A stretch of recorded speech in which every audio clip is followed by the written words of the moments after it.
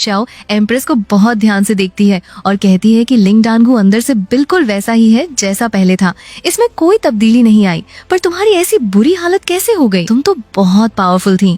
Empress थोड़ी उदास होकर कहती है कि ये एक बहुत ही लंबी कहानी है जिसे मैं अभी बयान नहीं कर सकती। अब मैं सिर्फ एक भगोड़ी बनकर रह गई हूँ जिसकी जान के पीछे दुश्मन पड़े हैं और मैं अपनी जान बचाकर भाग रही हूँ। याओ शाओ शाओ उसको रोकती है और बहुत ही सीरियस टोन में कहती है कि ऐसी बातें मत करो। अगर तुमने उस दिन मेरे लिए वो एक बात ना कही होती तो आज मैं याओ शाओ शाओ जिंदा ना होती और ना ही इस लिंग डानगु की वैली मास्टर बन पाती। तुम्हारा वो एहसान मैं अपनी पूरी जिंदगी में कभी नहीं भूली हूँ, इसलिए तुम परेशान मत हो। तुम्हारी इंजरीज और तुम्हारे पॉइजन का इलाज मैं करूंगी। इसके बाद याओ शाओ शाओ अपनी पावर्स, रेयर हर्ब्स और स्पेशल मेडिकल टेक्निक्स का यूज करके एम्प्रेस का इलाज शुरू कर देती है। ये ट्रीटमेंट प्रोसेस लगातार कुछ दिनों तक चलता रहता है जहाँ याओ शाओ शाओ अपनी पूरी कोशिश करती है। कुछ दिन बाद जब एम्प्रेस पूरी तरह से ठीक होकर बाहर आती है तो वो बिल्कुल फ्रेश और पहले जैसी खूबसूरत लग रही होती है। उसका पॉइजन और जख्मों का असर लगभग खत्म हो चुका था। वो चलकर लिन फैंग के पास आती है और बहुत ही प्यार से उसको थैंक यू कहती है। लिन फैंग अपनी जगह पर शांत खड़ा रहता है और कैजुअली जवाब देता है कि इसमें शुक्रिया की कोई बात नहीं, तुम जिंदा हो, बस यही मेरे लिए काफी है। इसके बाद एम्प्रेस याओ शाओ शाओ की तरफ देखती है और उससे रिक्वेस्ट करती है कि क्या तुम मेरे इस दोस्त लिन फैंग को भी चेक कर सकती हो? इसकी याददाश्त जा चुकी है और इसको अपने पास्ट के बारे में कुछ भी याद नहीं है। याओ शाओ शाओ फौरन मान जाती है और लिन फैंग के पास आकर उससे अपना हाथ आगे करने को कहती है। जैसे ही याओ शाओ शाओ अपनी उंगलियां लिन फैंग की पल्स पर रखती है और अपनी मेडिकल एनर्जी उसके जिस्म में डालती है, उसके होश बुरी तरह से उड़ जाते हैं। उसका चेहरा पूरी तरह से पेल पड़ जाता है और उसकी आंखों में डर साफ नजर आने लगता है। वो घबराते हुए पीछे हटती है और कहती है कि ये कैसे हो सकता है? इसके अंदर तो मेरिडियंस ही नहीं है, इसका डैंटियन भी पूरी तरह से गायब है। इसके जिस्म के अंदर सिर्फ एक अजीब सा कैओस और आग भरी हुई है। एम्प्रेस उसको इतना परेशान देखकर घबरा जाती है और पूछती है कि क्या हुआ, लिन फैंग को क्या मसला है? याओ शाओ शाओ अपनी सांसें नॉर्मल करते हुए बताती है कि मेरी इतने सालों की मेडिकल नॉलेज और एक्सपीरियंस के हिसाब से इस लड़के को तो अब तक मर जाना चाहिए था। इसकी बॉडी में कोई भी नॉर्मल लाइफ फोर्स नहीं बची है। इसकी सारी मेरिडियंस टूटी हुई हैं और इसके इंटरनल ऑर्गन्स पूरी तरह से फेल हो चुके हैं। एक आम इंसान इस हालत में एक सेकंड भी जिंदा नहीं रह सकता। मुझे बिल्कुल समझ नहीं आ रहा कि ये अभी तक अपने पैरों पर जिंदा कैसे खड़ा है। लिन फैंग उन दोनों की बातें सुनकर अपनी आंखों की पट्टी ठीक करता है और बहुत ही शांत आवाज में कहता है कि मैं मर नहीं सकता, मुझे कुछ नहीं होगा। एम्प्रेस लिन फैंग के पास आती है और उसको तसल्ली देते हुए कहती है कि कोई बात नहीं, मुझे पूरा यकीन है कि एक दिन तुम जरूर ठीक हो जाओगे और हम इसका कोई ना कोई इलाज ढूंढ लेंगे। इसके बाद एम्प्रेस लिन फैंग से कहती है कि क्या तुम मेरे साथ थोड़ा बाहर चलोगे? मैंने सुना है कि लिंग डानगु का पीच ब्लॉसम फॉरेस्ट बहुत ही खूबसूरत और मशहूर है। दोनों वहाँ से निकलकर उस जंगल में घूमने लगते हैं। चारों तरफ पिंक कलर के खूबसूरत फूल खिले हुए थे और हवा में एक महक थी। एम्प्रेस लिन फैंग का हाथ पकड़कर चलती है और उसको आसपास का नजारा एक्सप्लेन करते हुए कहती है कि यहाँ के फूल बिल्कुल आसमान के बादलों जैसे लग रहे हैं।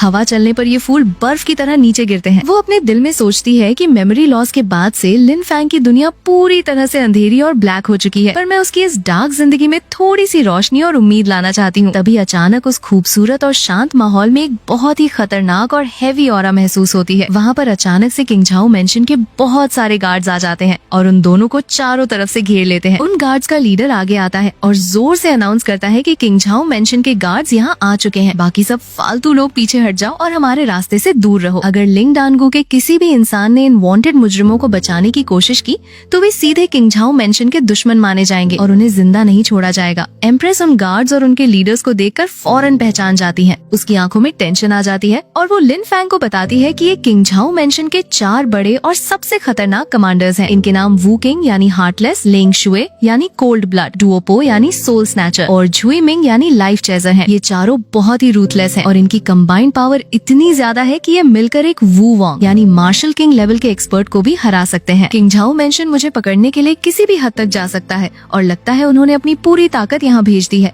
एम्प्रेस आगे बढ़ती है और कहती है कि मैं नहीं चाहती कि लिंग डानगु और वहाँ के मासूम लोग इस सब में इन्वॉल्व हों। हमें यहाँ से निकलना होगा। एक कमांडर अपनी तलवार निकालकर लिन फैंग की तरफ देखता है और बहुत ही एरोगेंस के साथ कहता है कि ओए अंधे लड़के, एक अंधा होकर हीरो बनने की कोशिश मत करो, पीछे हट जाओ और इस औरत को हमारे हवाले कर दो। हमें सिर्फ इससे मतलब है। अगर तुम चुपचाप यहाँ से चले जाओगे तो हम तुम्हें एक बार के लिए जिंदा छोड़ सकते हैं। पर लिन फैंग अपनी जगह पर मजबूती से खड़ा रहता है और बहुत ही कोल्ड टोन में कहता है कि तुम लोग इसको यहाँ से नहीं ले जा सकते, ये मेरे साथ है।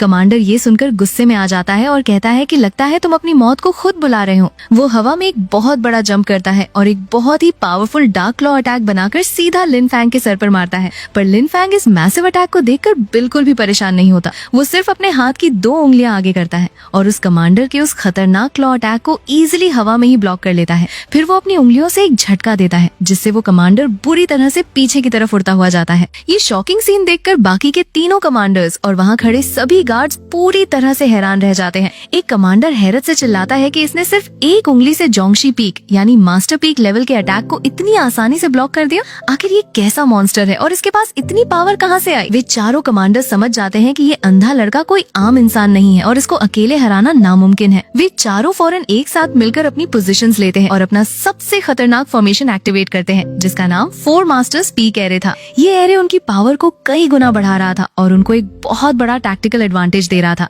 एम्प्रेस उनकी इस फॉर्मेशन को देखकर बुरी तरह से घबरा जाती है।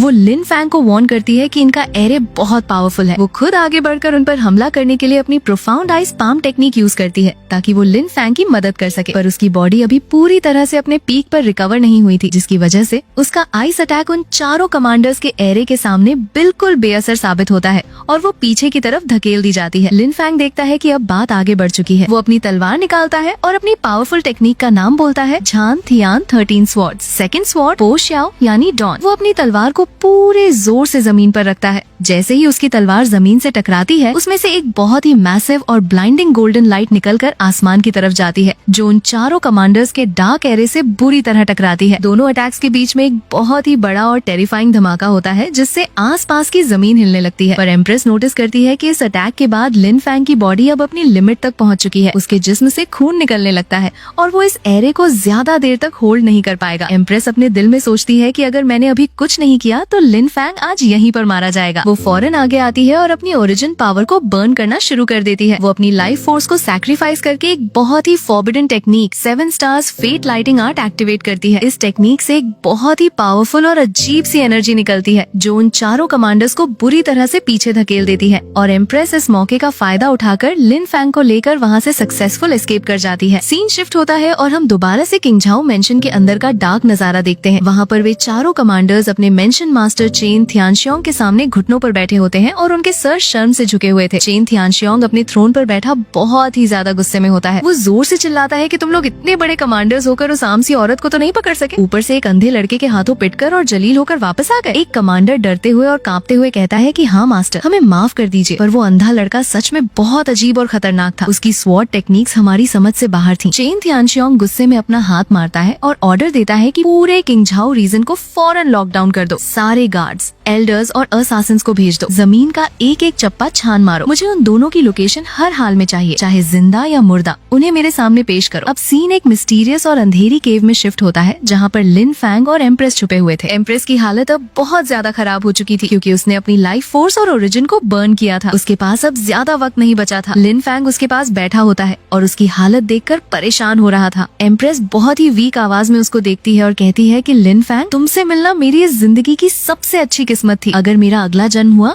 तो तुम दोबारा अंधे मत बनना, मुझे ठीक से देखना क्योंकि मैं वाकई में बहुत खूबसूरत हूँ। लिन फैंग उसकी ऐसी मरने वाली बातें सुनकर थोड़ा परेशान होता है और उसको रोकते हुए कहता है कि तुम नहीं मरोगी, मैं यहाँ हूँ और मैं तुम्हें कुछ नहीं होने दूंगा। तभी अचानक लिन फैंग के दिमाग में एक जोर का दर्द होता है और उसकी मेमोरी का थोड़ा सा हिस्सा दोबारा से अनलॉक हो जाता है। उसके दिमाग में एक बहुत ही रेयर फ्रूट का नाम आता है जिसका नाम शैंग मिंग लिंग